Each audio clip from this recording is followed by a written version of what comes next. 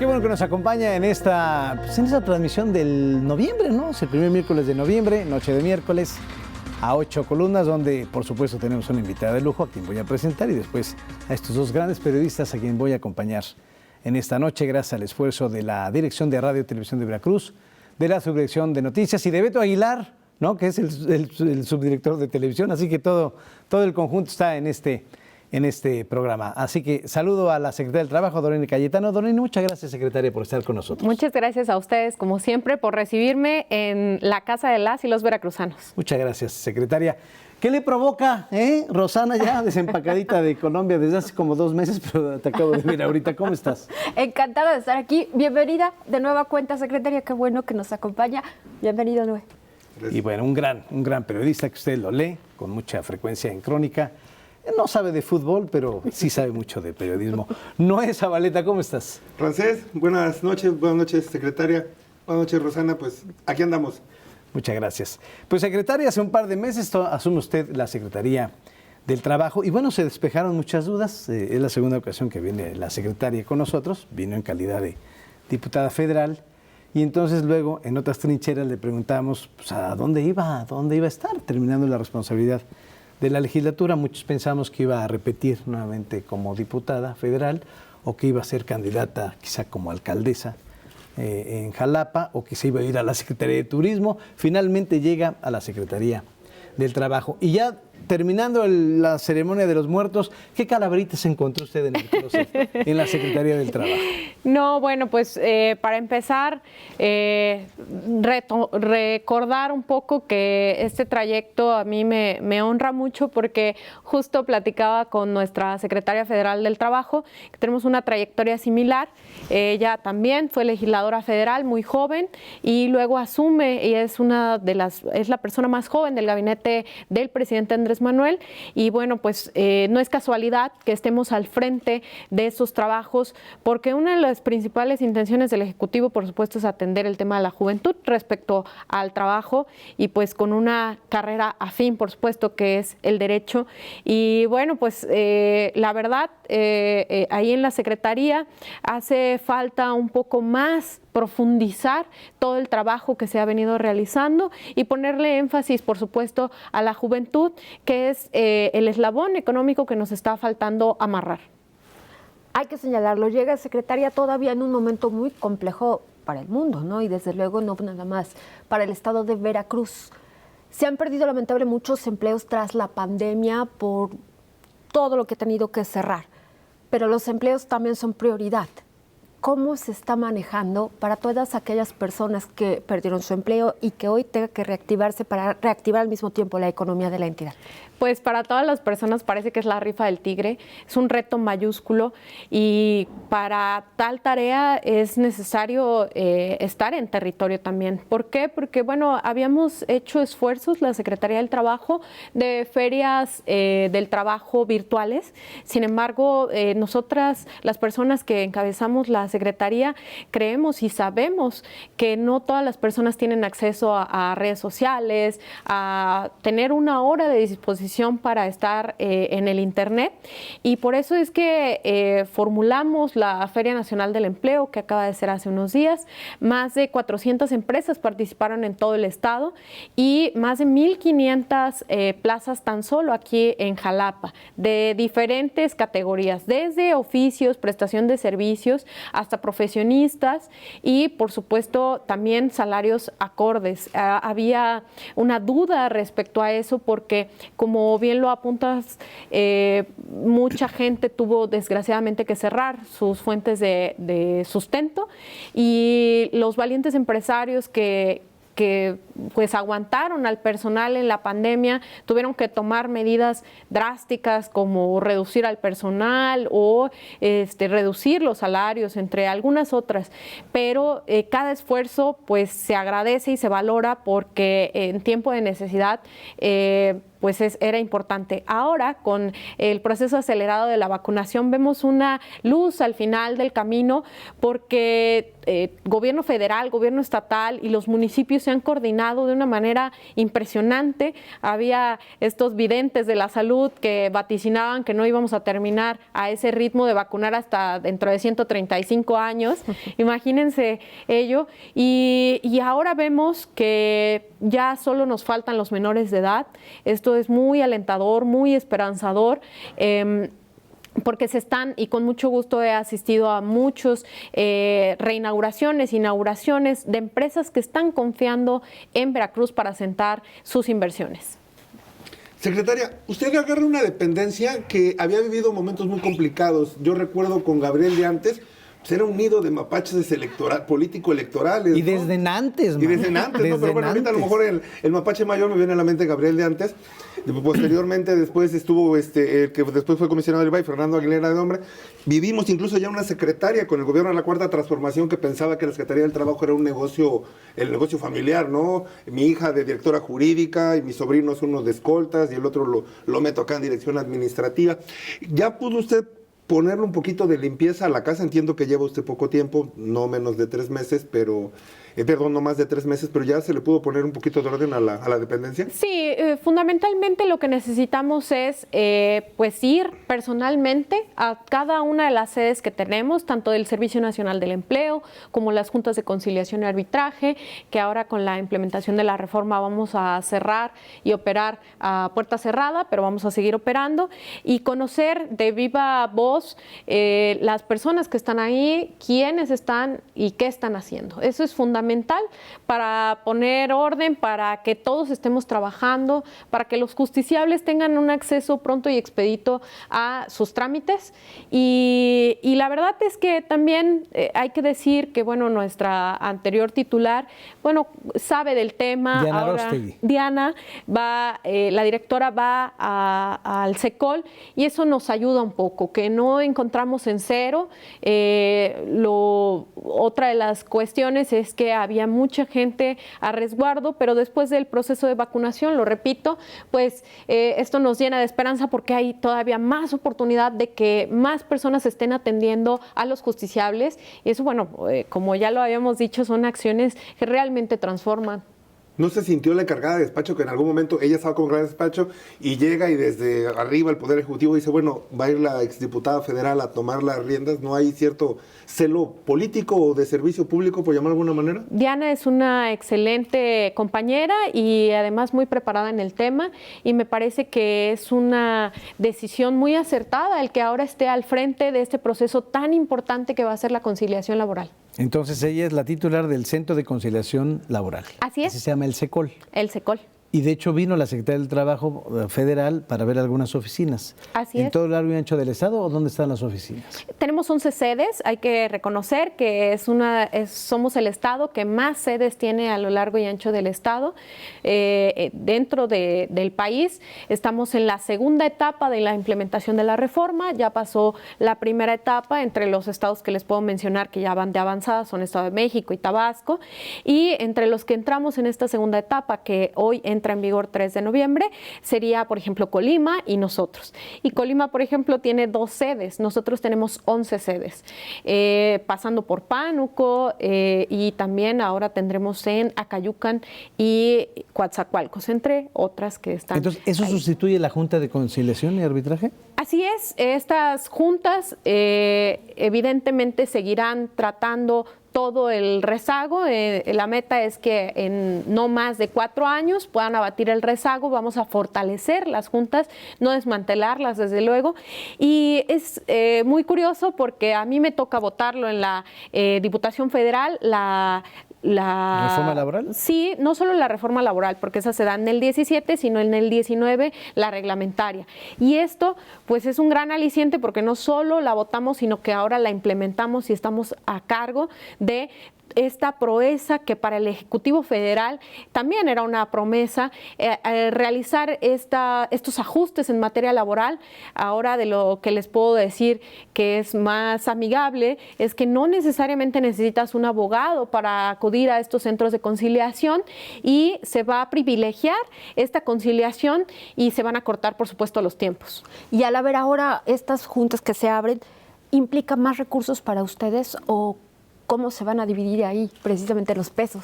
Sí, pues esto es una pregunta muy importante. El Ejecutivo del Estado dispuso, a pesar de la pandemia, de la ley de austeridad, un recurso que, aunque es mínimo a nivel global, sí ayuda muchísimo porque, reitero, 11 sedes, somos uno de los pocos estados que tiene tantas sedes y tan importantes, porque bueno, la geografía del estado lo requiere y por supuesto que el Ejecutivo determinó que esto también era igual de importante, pero la verdad es que la plantilla queda reducida, pero eficiente, y además de eficiente queda con salarios muy acordes a lo que van a hacer, no son ostentosos, esto nos ayuda mucho. A ver, perdón, es reducida la plantilla en el sentido en que desaparecieron las juntas de conciliación y arbitraje, pero ¿qué pasa si se abrieron 11 sedes? No desaparecen las juntas tienden a desaparecer, digamos, en 4 años, pero ahora lo que hay que hacer es robustecerlas. ¿Por qué? Porque tenemos rezago de todos estos procesos que venían arrastrándose, de lo que estaba, los parámetros que teníamos antes y con que ingresan estos procesos anteriores a la implementación. Ahora es un OPD, un organismo que está sectorizado, por supuesto, a la Secretaría del Trabajo, es decir, que nosotros tendremos que revisar los indicadores y las metas que tiene, desde luego, y esto viene a robustecer también la justicia laboral. Okay. Oiga, en ese tema yo quisiera andar, ¿cómo vienen trabajando en la acumulación de carga y cómo están sintiendo un diagnóstico en Veracruz de todos aquellos que en pandemia, empresas, sindicatos y demás, que tuvieron que hacer recortes laborales y en muchos casos fueron despidos injustificados, y en otros es de que, bueno, te vas a la calle porque no tengo para pagarte, pero a final del día hay empleados con 10, 12, 15, 16 años y que dicen, espérate, pues yo me tengo que ir con una indemnización, no es mi culpa que haya pandemia, tampoco es la culpa del patrón. ¿Cómo están trabajando en la Secretaría del Trabajo en este esquema? Porque por todos lados hubo despidos en el sector restaurantero, en el sector de los docentes privados, turístico, incluso el de los periodistas. Diversos medios de comunicación tuvieron que cerrar puertas o comprimir al máximo su mercado, su oferta laboral. ¿Cómo vienen trabajando ahorita? Es una buena pregunta, porque realmente, como dicen, bueno, ¿de quién es la culpa? ¿Quién tiene que atender? ¿Quién tiene que responder? Que nos indemnicen los chinos, pues no se puede, ¿no? Claro, y esto es la pregunta del millón también, porque ¿en quién recae la responsabilidad? Sobre todo la responsabilidad económica. Y hay que también decir que hay mucha gente que privilegia tener, aunque sea poco, aunque sea una indemnización pequeña, pero no irse a 15, 20 años, que a veces tardaban los procesos laborales. Evidentemente ya con la reforma ya estaba a máximo 1 año de salarios caídos, pero es muy difícil. Puedes exigirle al patrón toda esta carga presupuestal, pero si sostiene la empresa, pues ¿con qué la sostiene si no hay flujo? Hubo un momento bien difícil para el sector privado y el sector gubernamental, en donde se exigía cerrar todo para que no hubiera contagios, pero ¿cómo subsistían las familias? Porque, digo, los privados no dejaron de cobrar renta, porque también tienen una familia que mantener. Entonces, estas cargas económicas fueron, yo creo y estimo que lo más pesado para tanto sector público como privado. Se estuvieron haciendo esfuerzos para otorgar microcréditos, tanto de manera federal como de manera estatal, y que en muchos casos hicieron que subsistieran las personas. Pero es un transitar difícil. Lo que se ha visto es mucha disposición para la negociación, porque a la gente lo que le urge es comer, es tener un recurso ahorita para subsistir.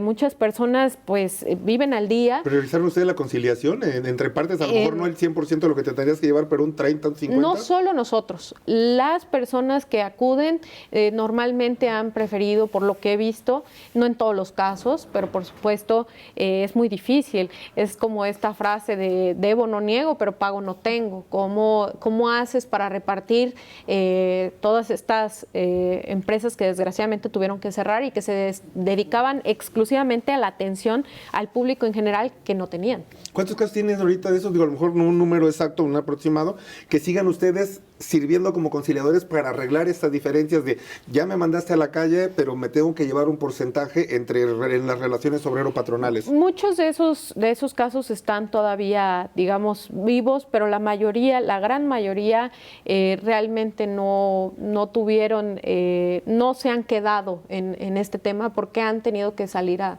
trabajar y pagas abogado o ocupas lo poco que tienes para seguir echado para adelante, y que las empresas también no es como que estén ocultando. Muchas veces sí, pero la mayoría de las veces fue muy honesto este proceso de la iniciativa privada de decir qué hago, a quién escojo, ¿no? Para la supervivencia.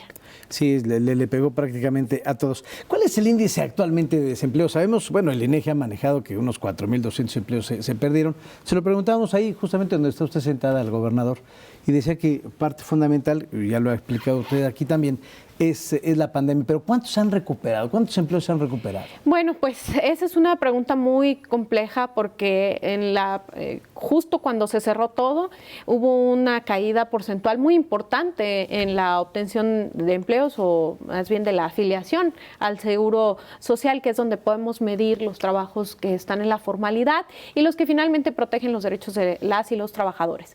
Hemos visto con mucho entusiasmo que digamos, a partir de agosto del año pasado hubo un incremento en los empleos porque algunas cosas empezaron a abrir, muchos empezaron a tomar otras alternativas desde la digitalización de sus procesos de venta, de oferta de servicios, incluso la educación. Se dio toda esta diversificación, pero no había alcanzado. Fueron porcentajes mínimos. En enero vuelve a bajar un poco, ya no tan abruptamente como al principio de la pandemia, vuelve a bajar unos puntos, y de ahí hemos ido subiendo escalonadamente sin parar. Entonces estamos a muy poco de recuperar estas cifras de empleo. Lo decía el titular del Servicio Nacional del Empleo hace unos días que nos visitó aquí en la capital, que estamos muy cerca de recuperar esta cifra que manteníamos al inicio de la pandemia.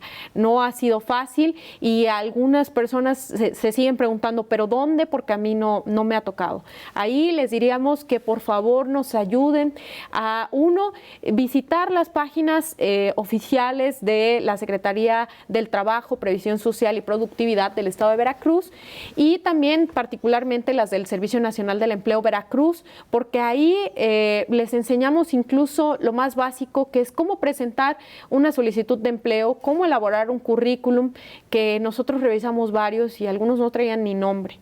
Y esto no es culpa de los sustentantes, sino que hemos ido cojeando un poco de esta formalidad, y bueno, es un buen momento para profundizar la atención a estas personas buscadoras de empleo.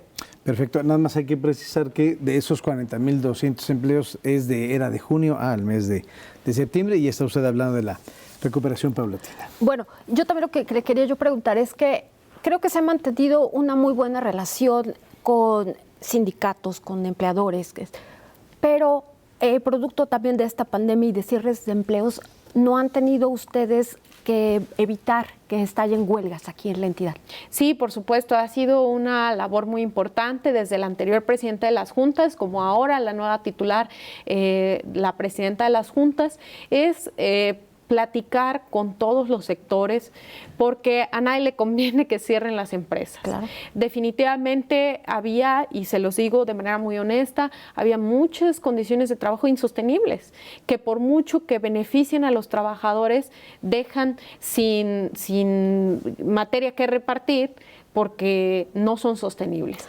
Y eso es un problema que venimos arrastrando no de esta administración, de otras administraciones, e incluso estas negociaciones se hacían con sindicatos que desde el mismo Ejecutivo se fortalecían a modo y que, pues por supuesto, dejaban casi en quiebra a las instituciones, no solo privadas, sino también públicas.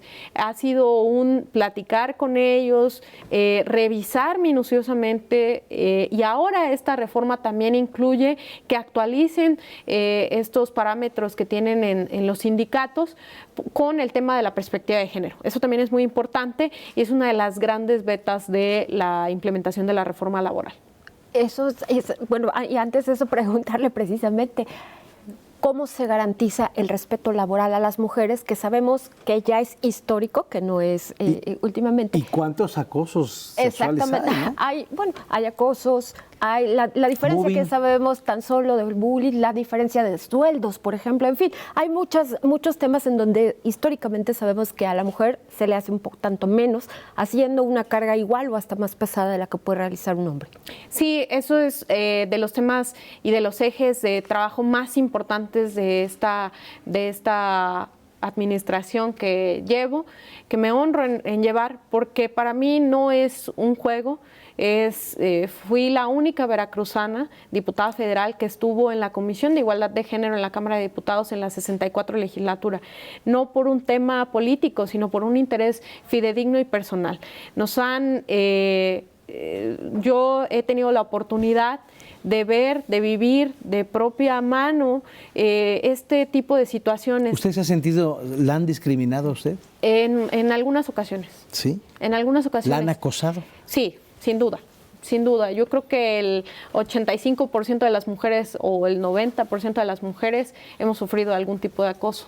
Y esto, bueno, es muy triste, pero muchas mujeres ni siquiera saben que lo han sufrido. Y por eso es para mí, de verdad, una meta que primero sepamos en qué consiste un acoso, cómo podemos brindarle las herramientas a las mujeres que trabajan conmigo de manera personal en mi secretaría y por supuesto en todo el Ejecutivo, porque tampoco es para el Ejecutivo estatal una broma, es una necesidad que se visibilice que nos están violentando y qué está haciendo el Ejecutivo del Estado para que esto ya no suceda. Y para empezar es generar estas redes de apoyo, estas redes que a veces a las propias mujeres nos dicen, no exageres, no fue nada, nada más te tocó, nada más te humilló, nada más te dijo, nada más te...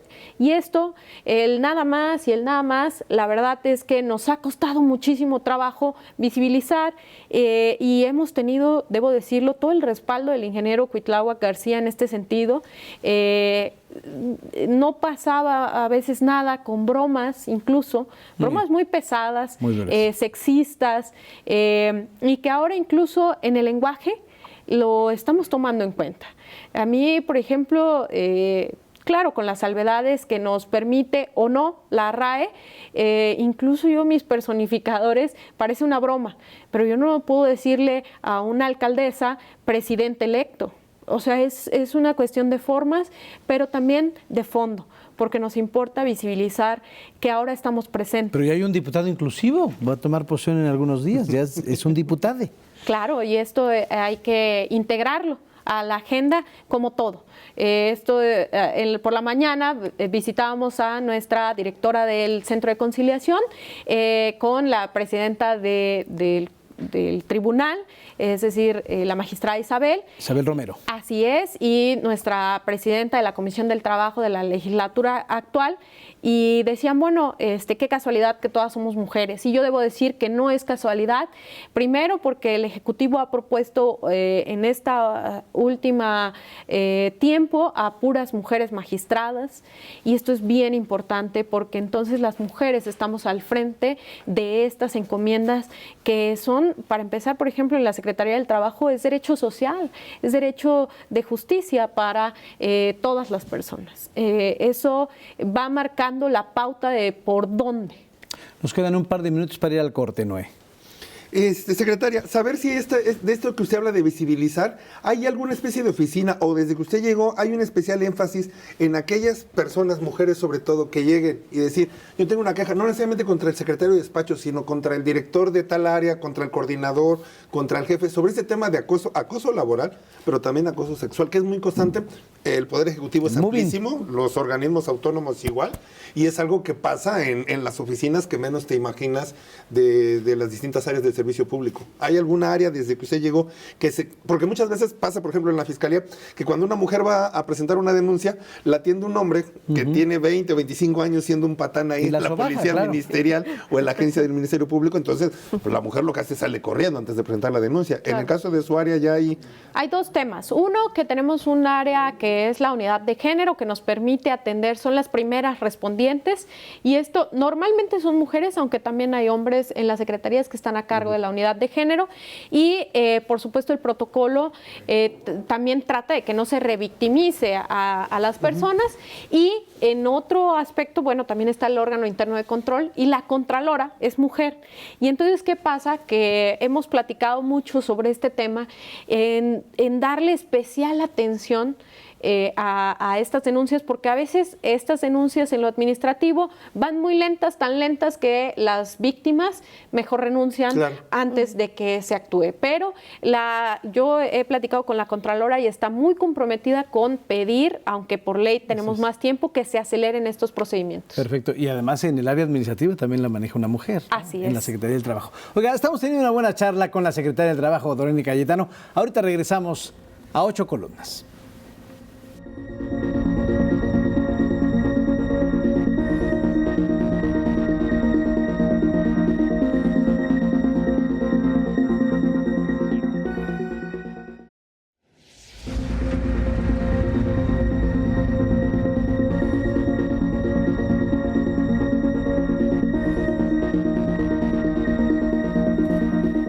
Pues tenemos una charla importante con la Secretaria del Trabajo. Oiga, ¿dónde me puedo quejar? Porque me está haciendo muy bien mi jefe. ¿Puedo ir a la Secretaría? Por supuesto. Perfecto. Bueno, ya después. Bueno, ya es muy tarde hoy. Secretaria, ¿ha habido alguna información que nos ha llegado en torno a este programa que ha sido muy visionario? Porque dentro de la Secretaría y en esa administración ha habido 3 secretarias. Una por motivos personales se fue, Lupita Argüelles. Diana Aróstegui está en una nueva encomienda y ahora usted que está desde hace un par de meses. Pero el tema continúa. Este programa muy ambicioso que es Jóvenes Construyendo el Futuro, pero se está hablando que este programa lo están manoseando algunos líderes de mandos medios que están pidiendo moches a los jóvenes. ¿Cómo va este asunto? ¿Hay investigaciones al respecto? Bueno, principal, por si no me da tiempo, si ustedes detectan algo, por favor, se los pedimos encarecidamente, ayúdenos a denunciarlo. Para nosotros, digamos, no es un programa que lleve yo a nivel estatal, es un programa federal muy noble que está destinado a lo más importante que tiene México, que somos nosotros, las juventudes. ¿Y por qué es tan importante? Porque realmente fue una de las cosas que permitió la supervivencia de cientos de familias en el país, cuando muchos jóvenes incluso por la pandemia no podían sacar ni siquiera su título, su cédula, que muchas empresas cerraron sus puertas. Fue muy complejo y Jóvenes Construyendo el Futuro fue una pequeña ventana de oportunidad para cientos de jóvenes. Ahora, ¿qué pasa? Hay algunas personas muy vivas, como en todo. ¿Por qué? Porque incluso se ha llegado a prestar a fraude, pero no exclusivamente del programa Jóvenes Construyendo el Futuro. Me han llegado reportes incluso que hay personas que citan a través de, entre paréntesis, del Servicio Nacional del Empleo, y por supuesto que no, porque nosotros tenemos también programas de movilidad internacional y lo citan en una dirección muy cerca de la Secretaría del Trabajo, y por supuesto que un día están y al otro día ya desaparecieron, y les piden dinero y les piden muchas cosas, incluso, bueno, pues la propia vuelta implica un gasto. Entonces, esta parte no la hemos logrado abatir porque es muy rápido, son como estos fraudes express. ¿Qué es lo único que nos ayuda a combatir los fraudes, los malos manejos? La denuncia. Por eso todas las personas tenemos que ser parte de esta red de información, que si alguien llega y te dice, fíjate que ni siquiera tengo que ir, hay que denunciarlo, porque es un programa muy noble que nos daría, es para ustedes los jóvenes, para nosotros las juventudes, gracias, para las familias mexicanas. Y claro que para los tutores ha sido muy importante, porque dejan un poco esta carga presupuestal que queda a cargo de la federación, entonces todos ganamos, pero sí hay gente que se pasa de viva. A propósito de estas fechas, se pasa de viva y hay que denunciarlo, y por eso les pedimos, y este es un medio muy importante para pues pedirles ese apoyo. Por cierto, en el tema que acaba de decir, los programas de movilidad que tienen, ¿cómo también están controlando y asegurándole a las personas que buscan empleo en Canadá preferentemente, tengo entendido, pero para que no sean engañados y para que además el empleo que obtengan venga con todas las prestaciones que le pudieran dar por ley, ¿no? Sí, esto es bien importante. La verdad es que es un servicio nacional que está registrado con todo lo que ello implica, desde, por supuesto, la obtención de la visa. Y la obtención de la visa, pues no la damos nosotros, la da la embajada, que le corresponda tanto Estados Unidos, también tenemos movilidad de Estados Unidos como Canadá, y las condiciones ahora se han puesto un poco más complejas por el tema de la pandemia, por el tema de la vivienda, y hay muchas personas que son sus segundas, sus terceras veces que van, y también les pedimos que los que vayan por primera vez, que no se dejen seducir, porque allá en el exterior también hay gente que les dice, no, mira, acá ya no vas a tener que reportarte, y esto nos mete en problemas porque les quitan la visa, porque no van a lo que dijeron que iban. Porque el programa es temporal, regresan. Es temporal, son 6 meses y regresan, y en otra oportunidad pueden volver en esa misma empresa. ¿Para hacer qué? Hay, por ejemplo, una que es la de agricultura, que es la más socorrida.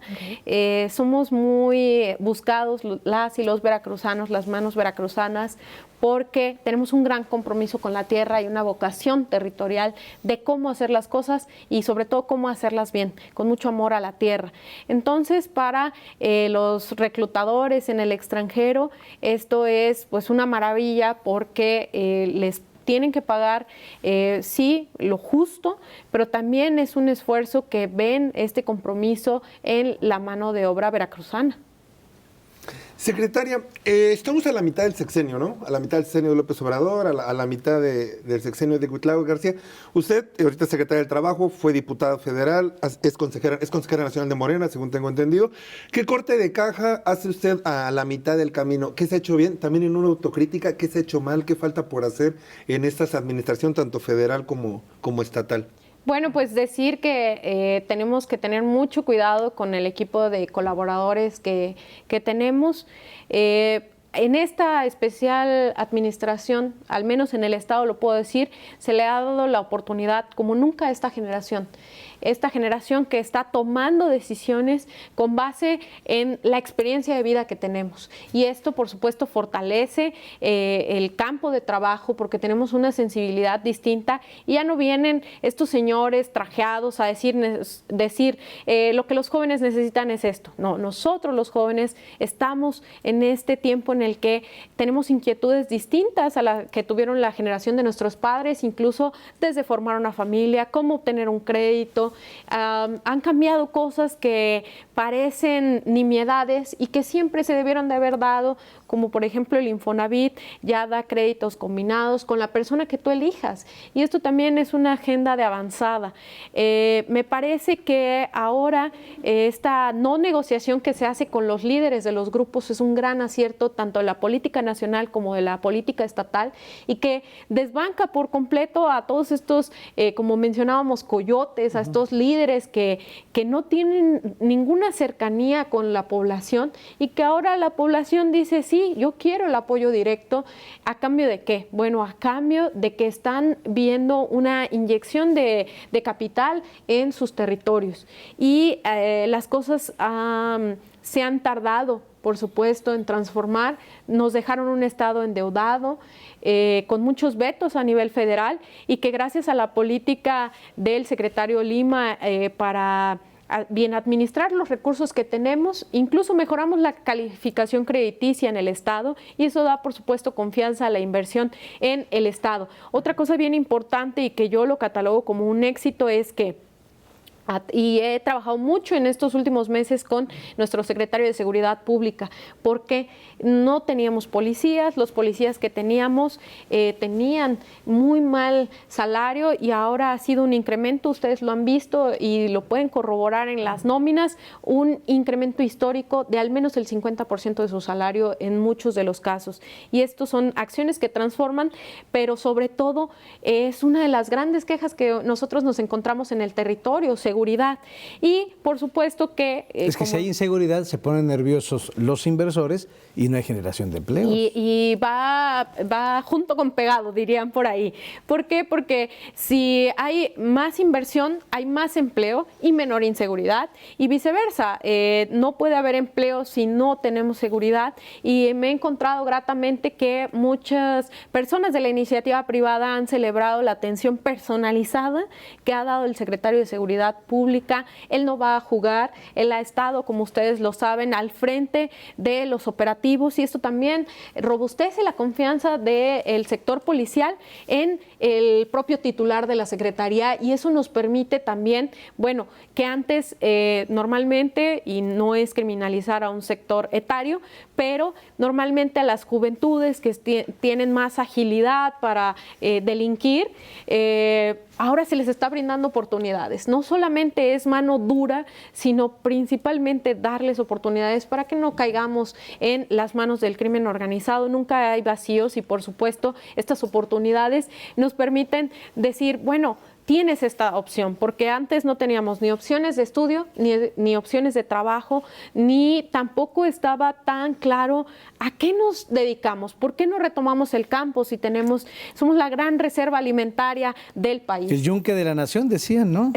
Yunque y granja de la nación. Pero, por ejemplo, el Coneval estaba sacando estudios hace 6 meses atrás y decía que cómo era posible que se le diera una ayuda en los programas sociales a los ninis de unos 3,000, 3,500 pesos, y que el salario de un trabajador es menos de los 3,500 pesos. Eso es una cifra. Bien, pues la verdad a mí me parece que el término nini es muy peyorativo, porque las juventudes no tienen la culpa de que no nos den oportunidades de estudio. La culpa es del Estado mexicano, que no ha tenido la oportunidad de hacer crecer la matrícula, por un lado, y por otro lado, pues tenemos que ser más ambiciosos, más ambiciosas en generar las condiciones. Ahora, claro que es muy importante, porque ¿cómo les vamos a pagar un salario más ambicioso a los profesionistas si no hay inversión? Porque hay inseguridad, y esta inseguridad se da porque nunca hay vacíos. Por supuesto que estas generaciones que no tienen oportunidades, y no lo dice la teoría del delito, es muy fácil que terminen delinquiendo, y lo hemos visto, y es muy lastimoso que ante todo este camino de oportunidades que tenemos las juventudes, terminemos tomando esta decisión por la necesidad. Oiga, secretaria, desde el gobierno federal están apostando mucho por el crecimiento, en este caso, de la zona sur a través del corredor transísmico. Muchas empresas ya levantaron la mano. Pero desde la Secretaría del Trabajo, ¿cómo se vigila, cómo se asegura, si existen condicionantes, normativas, en fin, para los empleos que suponemos que se abrirán? Muchos miles, queremos pensar. Ay, esto es una gran noticia para todas las y los veracruzanos. Mucha gente no tiene un perfil de licenciatura, pero también mucha gente sí. Entonces va a haber oportunidades para ambos sectores. Quienes tengan educación formal y para quienes tengan educación en oficios, porque se va a requerir en estas empresas. Una de las empresas que ya anunció el señor gobernador es Braskem, no necesariamente por el corredor, pero sí, pero no. Entonces hay muchas de estas empresas que, como lo y viene mencionas, una embotelladora también, ¿no? Sí, del grupo Modelo, es Vidriera una, y bueno, también hemos estado en conversaciones con ellos para, no solo, el secretario Enrique Nachón ha hecho mucho por atraer la inversión de la mano del secretario Lima. Ahora nuestro trabajo es tratar de garantizar que la mano de obra sea mano de obra veracruzana, y esto es muy fácil porque tenemos gente muy preparada y con mucho amor, repito, a las tareas que realizamos, y el sector empresarial no duda en contratarnos en todo el país, y particularmente en nuestra tierra, pues menos. Entonces sí, hemos estado muy de cerca, colaborando también con la Secretaría Federal, porque ahora pues el registro va a caer en parte en lo federal, pero trabajando de la mano con la Dirección de Inspección. Pero ustedes vigilan, por ejemplo, de cerca a estas empresas para garantizar que quienes trabajan ahí pues se cumplan todos los requisitos de ley que tienen derecho, ¿no? Sí, de hecho es una operación combinada con la Secretaría Federal de Inspección Federal con la Inspección Estatal. Sí. Hay muchos temas que ya caen por la implementación de la reforma en lo federal, pero nosotros vamos a estar coadyuvando sobre todo y lo más importante porque nosotros somos de casa. Entonces, a nosotros, aunque tenemos no tantos inspectores en todo el territorio, porque Veracruz es un poquito grande, hemos coordinado muy bien estas tareas de inspección. Porque, bueno, no vaya a pasar lo de Dos Bocas, ya ve que un secretario estaba monopolizando a los trabajadores y empezó a haber una reyerta que afortunadamente ya se arregló hace unas 3 semanas, ¿no? Sí, yo he visto con mucho entusiasmo que la propia secretaria Rocío Nale, con este dominio tan profundo que tiene el tema, revisa los temas personalmente, incluso de los trabajadores. Ella nos comentaba, yo conozco a esos trabajadores, yo tengo que darles atención pues casi personalizada. A veces no se da abasto porque, bueno, es una secretaria federal, pero por supuesto que tiene toda la disposición y sobre todo el conocimiento, y esto es bien importante. Si tú no conoces a la gente del sector, pues realmente puedes hacer poco. Afortunadamente nuestra secretaria tiene un dominio del tema magistral desde hace muchos años y esto le permite prestar especial atención. Habrá algunos temas que de repente fallen o que falten al ojo, pero por la carga de trabajo y que poco a poco se van subsanando. Secretaria, hace rato hablaba de que en esta administración se le quitó el poder a los grupos. Hoy también me viene a la mente algo. ¿Cómo trabajan ustedes como Secretaría del Trabajo, con estos sindicatos que durante décadas tienen el ADN priista, ¿no? Con usos y costumbres muy arraigadas y muy y con un modus operandi de comportarse? ¿Cómo trabajarnos? Sobre todo porque también, usted no hay que olvidar que es Secretaría del Trabajo, sí, pero también milita en un partido político que tiene usos y costumbres muy distintas a los priistas. Bueno, lo primordial, por supuesto, es sin distingo de colores, hay que darle atención a las y los trabajadores. Y esta implementación de la reforma nos pide la intención es que se elimine los malos manejos, que haya transparencia sindical. Y esto es muy importante porque antes ni siquiera sabían los agremiados a dónde o cuál era el destino de sus cuotas sindicales. Y ahora, bueno, una de las metas de esta implementación muy ambiciosa de la reforma es la transparencia sindical, el voto que ahora tiene que hacer. Electrónico, me parece, ¿no? Sí, también entre otras cosas, pero que tiene que hacer constar pues en actas que acrediten, es decir, ya no pueden votar los muertos. Y esto es bien importante porque parece chiste, pero es anécdota. La verdad es que nos había pasado mucho en el sector laboral que mucha gente no sabía cuál era el parámetro, los tenían amenazados. Hoy cambia esto con esta política que ha impulsado fuertemente el presidente de la República, el licenciado Andrés Manuel. Esto nos permite tener mayor confianza y mayor certeza, sobre todo a los agremiados de los sindicatos, pero no ha sido fácil. Sí, debe de tener sus jaloneos, ¿no? En la sala de juntas de la Secretaría del Trabajo, me imagino, ¿no? Sí, pero con mucho diálogo. Realmente la gente está entendiendo que se dejó crecer mucho porque había respaldo institucional para las charrerías. Y ahora ya no es así. Ahora tampoco se desconoce la trayectoria que tienen muchos, los derechos adquiridos, pero primordialmente hay que proteger a las y los trabajadores del Estado de Veracruz. Pero ya no chantajean, por ejemplo, como antes se utilizaba, ¿no? Que agarraban de chantaje a la Secretaría del Trabajo. Oye, o me concedes esto o vámonos a la huelga y a ver... Te aguantas el escándalo el otro día en los periódicos, sí, ¿no? Y esto ha sido bien importante porque de verdad que la gente prefiere seguir trabajando, trabajar bien, con mucho ahínco en sus obligaciones, y esto también inhibe que los líderes sindicales que tienen intenciones ocultas, no todos, debo decirlo y reconocerlo, no todos los líderes sindicales, hay muchos que sí tienen una vocación de servicio y también hay que reconocer que han sido sensibles con este tema de la pandemia. Secretaria, usted que ya ha estado en los congresos y ahora delante de la Secretaría y aún con la reforma laboral, ¿queda todavía algo pendiente? ¿Todavía queda algo que necesariamente se deba de legislar y transformar para bien de los trabajadores? Sí, por supuesto que sobre la marcha, después de la implementación, habrá algunos temas que afinar, eso sin duda, sobre todo en este proceso que es tan nuevo, la gente tiene, insisto, que ir explorando cómo es esta vía de resolución.